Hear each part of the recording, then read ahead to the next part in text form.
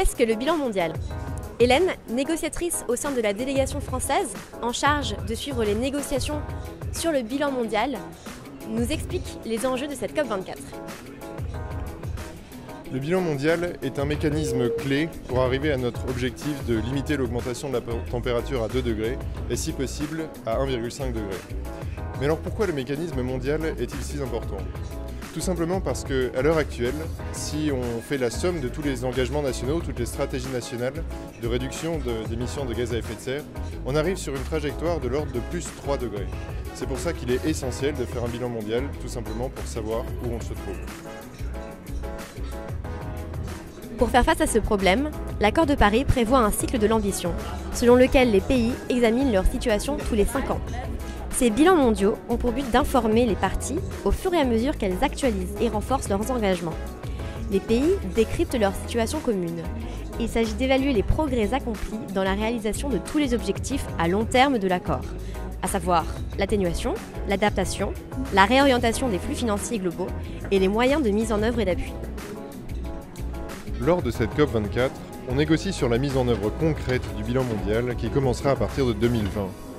Et plusieurs enjeux sont déjà sur la table.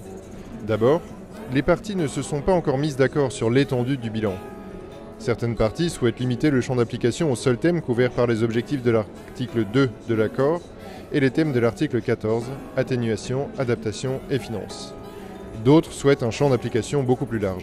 Par exemple, les petits États insulaires en développement, dont certains sont menacés de disparition, veulent que le bilan mondial prenne en compte ces risques, appelés pertes et dommages. Deuxième enjeu, la négociation sur le fonctionnement interne du bilan. Qui l'exécutera? Sur quelle échelle de temps? Et avec quelle structure? Un certain nombre de parties semblent convenir que le bilan comportera 3 phases. D'abord, les informations seraient rassemblées, puis un processus technique serait utilisé pour examiner ces contributions, et enfin les principales conclusions seraient portées au niveau des ministres ou des chefs d'État, dans une sorte de réunion de haut niveau avec le but de faire passer un message plus politique. Cependant, les avis divergent quant à la durée du processus. Pas trop long, mais pas trop court. S'il était trop long, le processus ne permettrait pas aux États d'ajuster assez souvent leur politique climatique. S'il était trop court, cela serait trop contraignant, car la partie technique du bilan demande du temps.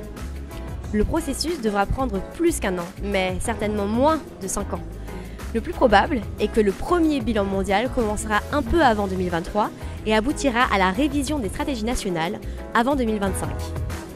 Certaines parties sont aussi en faveur d'une participation des ONG et d'autres acteurs de la société civile à la constitution du bilan, car elles ont des compétences et des connaissances utiles.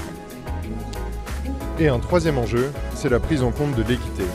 Un concept important mais compliqué à définir. Cela pourrait signifier que tout ce qu'un pays doit faire, réduction d'émissions, financement, etc., dépend de sa contribution au changement climatique ou de sa capacité à le faire. Les parties ont des idées très différentes sur la façon dont l'équité sera appliquée dans le bilan mondial, que ce soit sur l'équité intergénérationnelle, la justice climatique ou les inégalités dans les pays du Nord et du Sud. Le bilan mondial est en fait un état des lieux général des politiques publiques climatiques et de leur impact. Il génère de la confiance entre les États tout en leur permettant de s'inspirer mutuellement. Le bilan mondial est donc un élément nécessaire pour relever notre ambition commune et préserver notre planète.